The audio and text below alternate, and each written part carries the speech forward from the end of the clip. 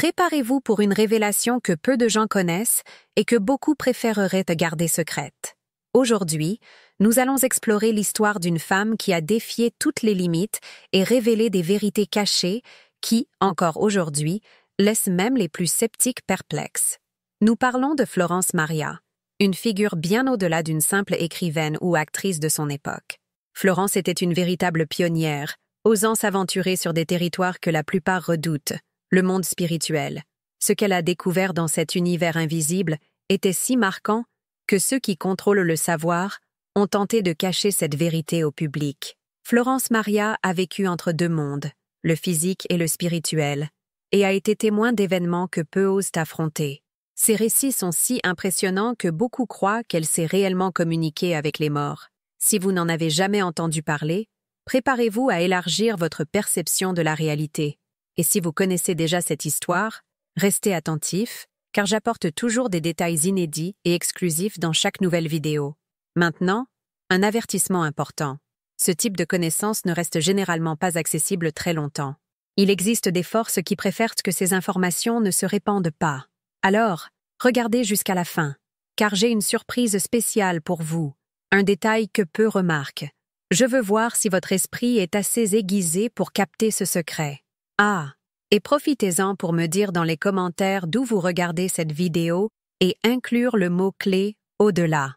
Croyez-moi, après avoir regardé cette vidéo, vous ne verrez plus jamais le monde de la même manière. Le 19e siècle fut une époque de transformation profonde, et avec les révolutions technologiques et sociales, un fort intérêt pour l'inconnu et le surnaturel a également émergé. Cette période fut marquée par une curiosité croissante pour le spiritisme, avec des personnes de différentes classes sociales et de divers pays cherchant des réponses aux questions sur la vie après la mort, l'existence des esprits et la possibilité de communication avec l'au-delà.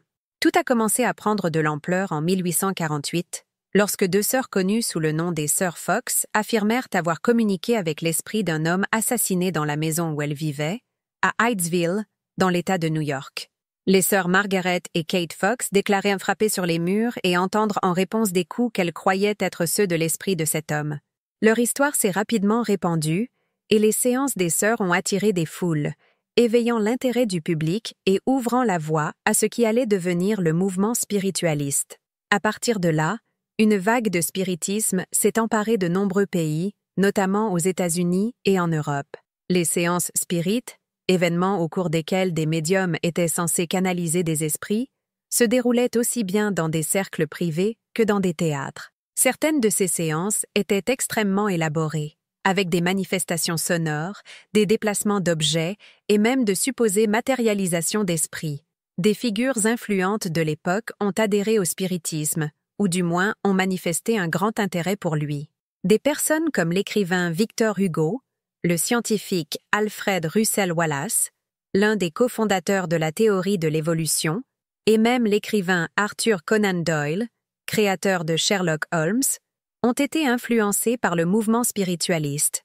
Le spiritisme s'est rapidement répandu parmi les intellectuels, les artistes et les scientifiques qui cherchaient à comprendre ce qu'ils considéraient comme un nouveau champ d'étude, un lien avec le surnaturel. Ainsi, le 19e siècle a transformé le spiritisme en un courant influent de la culture populaire.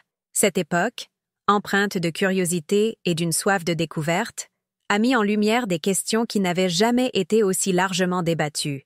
C'est dans ce contexte que surgit Florence Maria, prête à aller au-delà de tout, vivant et relatant des expériences avec le monde des morts, un témoignage qui défierait et dérangerait les sceptiques pendant longtemps. Florence Maria n'était pas seulement une spectatrice des séances spirites du 19e siècle, elle en était une participante active, fascinée et absolument déterminée à trouver des preuves de l'existence de l'au-delà. Ces expériences surnaturelles furent nombreuses et intenses, chacune d'elles apportant de nouvelles révélations, et laissant Florence encore plus convaincue de l'existence d'un monde invisible. L'une des histoires les plus marquantes fut la rencontre qu'elle eut avec une manifestation physique d'un esprit lors de l'une des séances spirites les plus troublantes de sa vie. Une nuit, Florence participa à une séance en présence du célèbre médium Charles Williams, connu pour ses capacités de matérialisation. Williams prétendait que les esprits pouvaient non seulement communiquer, mais aussi se manifester physiquement. Au cours de cette séance, dans une salle faiblement éclairée et entourée d'un silence presque effrayant, Mariatte et les autres présents commencèrent à entendre un léger murmure suivi de coups frappés sur la table. La tension augmentait à chaque seconde, et puis, quelque chose d'absolument inexplicable se produisit. Devant tous, une figure translucide commença à se matérialiser au centre de la pièce. Maria observait, sous le choc, tandis que la silhouette, qui semblait flotter légèrement, prenait la forme d'un homme qui s'approcha d'elle et murmura des paroles de réconfort et de nostalgie. Florence, incrédule au début, alla jusqu'à toucher la main de cette figure matérialisée. La sensation était étrange et inexplicable, quelque chose entre le froid et l'humide, comme si elle touchait une brume dense. Elle décrivit cette expérience comme surréaliste et impossible à comparer à quoi que ce soit sur Terre. Ce contact direct avec l'esprit ne fut pas seulement un moment de révélation pour Mariatte, mais aussi une preuve irréfutable pour elle que les morts pouvaient réellement communiquer avec les vivants. Cette expérience, comme d'autres, poussa Florence Maria à témoigner publiquement que les esprits ne cherchent pas seulement à communiquer, mais aussi à intervenir dans nos vies. Elle croyait que le but de ces manifestations était d'apporter paix, avertissement ou conseil, en particulier à ceux qui souffraient encore de la perte de leurs proches. Mariatte fut également témoin de phénomènes tels que l'écriture automatique, où sa main semblait être guidée par une force invisible pour écrire des messages d'esprit. Elle rapporta que ces messages étaient clairs, souvent prophétiques, et décrivaient même des faits qu'elle-même ignorait. Ces expériences transformèrent profondément sa vision de la vie et de la mort. Elle en vint à voir l'au-delà comme une extension du monde physique, un endroit où les liens d'amour et d'affection continuèrent d'exister, mais aussi un lieu où des âmes tourmentées pouvaient errer en quête de rédemption. Pour Florence Mariatte, ces rencontres surnaturelles apportaient une certitude que ni les sceptiques ni la science de l'époque ne purent ébranler. Les morts étaient parmi nous, et, dans certaines conditions, ils pouvaient même toucher et parler aux vivants. Les histoires de Florence Maria sont plus que des récits d'une femme fascinée par le spiritualisme. Elles sont des fragments d'un voyage vers l'inconnu, une tentative audacieuse de documenter ce que beaucoup préféraient garder secret. Ces expériences n'ont pas seulement façonné ses croyances, mais ont aussi résonné comme un appel pour ceux qui, comme elle, cherchaient dans le monde insondable des esprits. Florence Mariatte prétendait avoir découvert une terrible vérité sur l'au-delà que peu oseraient affronter. Selon elle, le monde des morts était un reflet amplifié du monde des vivants, où les actions de chacun durant sa vie déterminaient son destin après la mort. Pour Maria, la vie ne s'arrêtait pas au dernier souffle, et la manière dont une personne choisissait de vivre affectait non seulement son propre esprit, mais aussi ce qu'elle vivrait après la mort. Elle croyait qu'il existait deux chemins dans l'au-delà, l'un pour ceux qui avaient vécu avec vertu et compassion, et un autre pour ceux qui avaient causé de la douleur ou agi de manière égoïste. Mariatte décrivait ces esprits tourmentés comme des âmes en souffrance, errant entre les dimensions à la recherche de rédemption. Ces esprits, selon elle, étaient capables d'influencer la vie des vivants, se manifestant à ceux qu'ils aimaient ou cherchant même à corriger les erreurs qu'ils avaient commises de leur vivant. L'une des vérités que Mariatte partageait dans ses récits était que la souffrance des esprits pouvait être si profonde et durable qu'ils cherchaient de l'aide et du réconfort auprès des vivants. Elle affirmait que de nombreux esprits restaient attachés à d'anciens liens, tentant d'aider leurs familles ou leurs amis en leur envoyant des messages d'alerte ou de guidance. Mariatte croyait que les morts, loin d'être des êtres déconnectés, influençaient encore la vie de ceux qu'ils avaient laissés derrière eux, que ce soit pour prévenir des malheurs ou guider dans des décisions difficiles. Pour Florence, cette interaction entre les morts et les vivants n'était pas seulement possible, c'était une réalité. Elle décrivait l'au-delà comme un plan où les esprits pouvaient progresser spirituellement en aidant les vivants, créant une connexion d'apprentissage mutuel entre les deux mondes. Cette vision percutante et effrayante de l'au-delà reconfigurait la compréhension du surnaturel, montrant que le monde des morts n'était pas simplement un mystère sans lien avec le nôtre, mais une extension spirituelle profondément connectée à la vie terrestre. Florence Mariatte croyait que cette vérité devait être partagée, car elle transformait la manière de penser au surnaturel, donnant un nouveau sens à la responsabilité morale et spirituelle. Pour elle, savoir que la vie résonne au-delà de la tombe devait amener chaque personne à réfléchir à la façon dont elle vit, consciente que ses actions pourraient avoir un impact sur l'éternité. Florence Maria développa une série de théories fascinantes sur la communication entre les vivants et les morts, croyant que ce lien était un pont spirituel fondamental. Elle soutenait que les esprits utilisaient une variété de méthodes pour communiquer et que ce besoin provenait souvent de questions non résolues, de liens affectifs ou d'un puissant désir de guider ou d'alerter leurs proches. Pour Florence, la communication spirituelle n'était pas un simple phénomène aléatoire, mais un processus intentionnel dans lequel les esprits cherchaient à exprimer des messages importants ou, dans certains cas, à rechercher du réconfort et du pardon. L'un des moyens les plus connus de communication auxquels Marriott croyait et qu'elle avait observé était l'écriture automatique, un phénomène où le médium ou la personne connectée à l'esprit écrivait des mots ou des phrases sans contrôle conscient, guidés par une force invisible. Lors de nombreuses séances spirites, Florence vit des mains se mouvoir seules, écrivant des messages complexes qui révélaient des détails intimes ou, connaissances surprenantes selon elle, ces messages venaient des esprits eux-mêmes et étaient souvent chargés d'émotions, apportant du réconfort ou des messages d'avertissement aux membres de la famille. Un autre phénomène que Mario décrivait avec intensité était les voix des esprits, qui se manifestaient lors de séances spirituelles sous forme de chuchotements ou même de conversations claires dans des environnements de silence absolu. Florence et les autres participants entendaient des voix qui semblaient provenir de l'air ou de points spécifiques de la salle. Ces voix, selon elle, ne se contentaient pas de parler, mais apportèrent des informations pertinentes et percutantes, suggérant que les esprits conservaient encore une compréhension consciente du monde des vivants et des situations vécues par leurs proches. De plus, Florence rapportait des expériences de matérialisation physique, des apparitions momentanées de figures spirituelles. Elle a été témoin de silhouettes, de formes translucides et même de figures humaines entières qui apparaissaient pendant quelques instants lors de séances avec des médiums habiles. Mario croyait que c'était l'une des formes les plus impressionnantes de communication, car elle permettait un contact visuel direct, laissant peu de place au doute. À l'époque, ces théories et phénomènes étaient à la fois fascinants et controversés.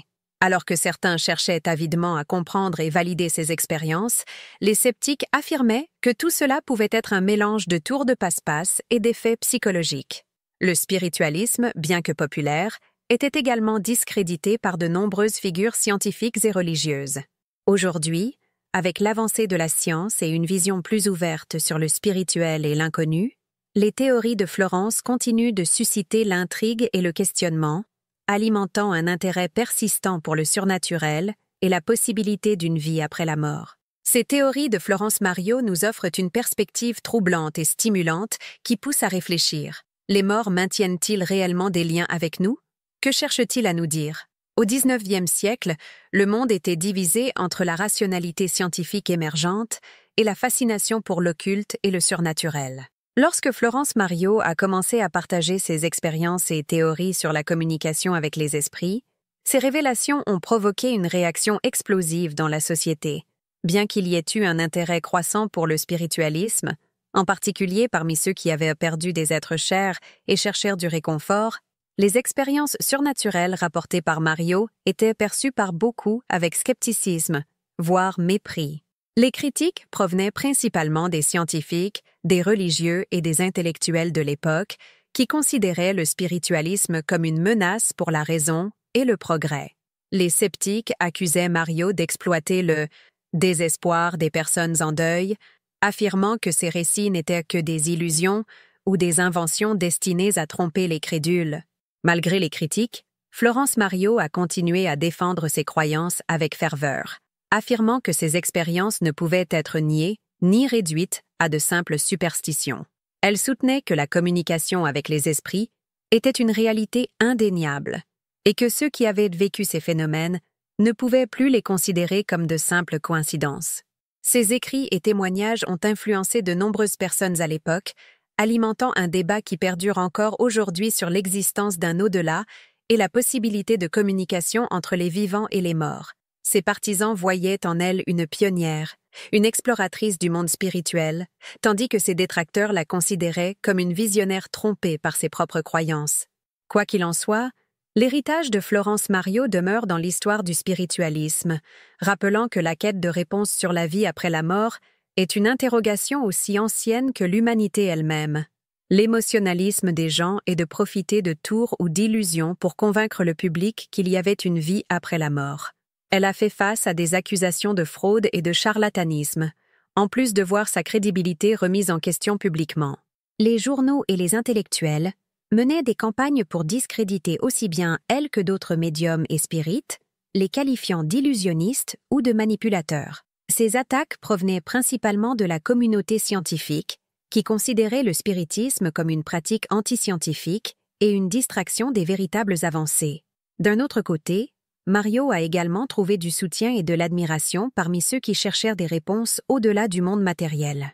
Le spiritisme gagnait en popularité et en société secrète, attirant même certains membres de l'aristocratie et du clergé qui voyaient dans les pratiques spirituelles une nouvelle compréhension de la vie et de la mort. Pour ses adeptes, Florence Mariotte était une visionnaire, une femme intrépide qui osait explorer et documenter l'inconnu.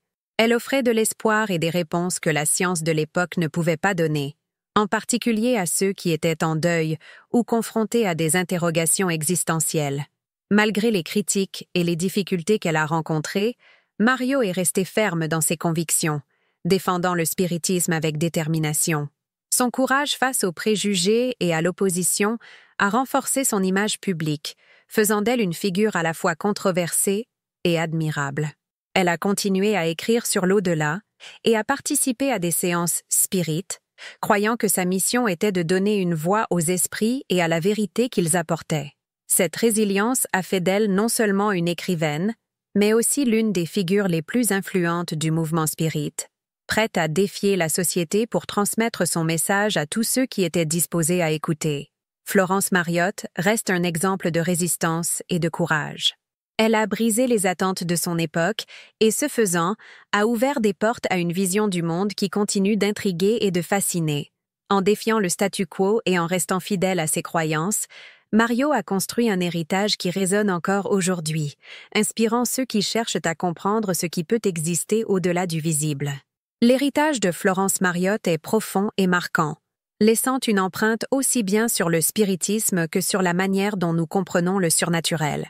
Ses œuvres et ses croyances sur l'au-delà n'ont pas seulement défié les conventions de son époque, mais elles ont également jeté une base durable pour le mouvement spiritualiste, inspirant des générations de penseurs, d'écrivains et de curieux à explorer les frontières de la vie et de la mort. Mario défendait que l'âme poursuivait son voyage après la mort et que les esprits maintenaient des liens avec les vivants, apportant un message d'espoir et de but à ceux qui, comme elle, cherchèrent des réponses au-delà de la vie terrestre. Tout au long du XXe siècle, les expériences rapportées par Mario ont inspiré des auteurs et des cinéastes à explorer les thèmes de la communication avec les morts dans des romans, des pièces de théâtre et des films. Sa vie et son œuvre ont été référencées dans diverses œuvres, explorant le surnaturel, et sa vision singulière a contribué à façonner l'imaginaire populaire sur l'au-delà. Des œuvres comme Le Sixième Sens, des films d'horreur psychologique et même des romans gothiques contiennent des échos du parcours de Mario et de sa quête de vérité spirituelle. Ces contenus explorent souvent la relation entre les vivants et les morts, l'interférence des esprits dans nos vies et l'impact émotionnel d'un contact avec l'au-delà, des thèmes profondément influencés par les croyances de Mario. En plus de son influence sur le divertissement, Florence Mario a également encouragé des études plus sérieuses sur les phénomènes paranormaux et la médiumnité. Son travail a ouvert la voie à la création de sociétés de recherche psychique où des chercheurs et des scientifiques ont commencé à explorer le surnaturel avec une approche plus méthodique, cherchant à comprendre des phénomènes auparavant rejetés comme des illusions ou des fraudes. Aujourd'hui encore, son influence peut être perçue dans les courants de pensée spiritualistes et dans les groupes d'études sur la vie après la mort, qui continuent de rechercher des réponses aux mystères qu'elle s'était consacrée à élucider. Mariotte a façonné la vision moderne de la communication avec l'au-delà, établissant l'idée que le contact avec les esprits est possible et qu'ils ont beaucoup à enseigner aux vivants. Elle a transformé cette idée en une cause, une mission spirituelle qui continue d'éveiller fascination et curiosité. Grâce à son audace, le thème de la communication avec les morts n'a pas seulement survécu aux critiques de son époque, mais il a prospéré, continuant d'influencer ceux qui cherchent à comprendre ce qui nous attend au-delà de cette vie. Florence Mario demeure une icône du spiritualisme, dont l'héritage est sans aucun doute l'un des plus puissants de l'histoire de la quête de connexion entre le monde matériel et le spirituel. À la fin de notre voyage à travers la vie et les croyances de Florence Mario, nous sommes confrontés à des questions profondes et intrigantes. Que pouvons-nous apprendre de son expérience? Que savons-nous réellement de la vie après la mort? L'au-delà est-il un lieu éloigné et inaccessible où les esprits sont-ils parmi nous, attendant simplement un signe pour se communiquer? Mario croyait que la mort n'est pas la fin, mais simplement une transition. Elle nous a défiés de repenser nos notions sur ce qui se passe après la mort et de considérer que la communication avec les esprits est quelque chose de possible et réel.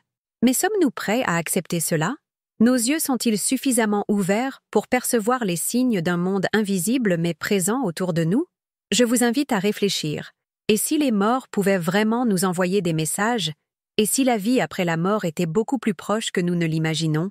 Croyez-vous que la communication avec les esprits est possible, ou pensez-vous que l'au-delà est quelque chose de totalement différent de ce que nos esprits peuvent comprendre?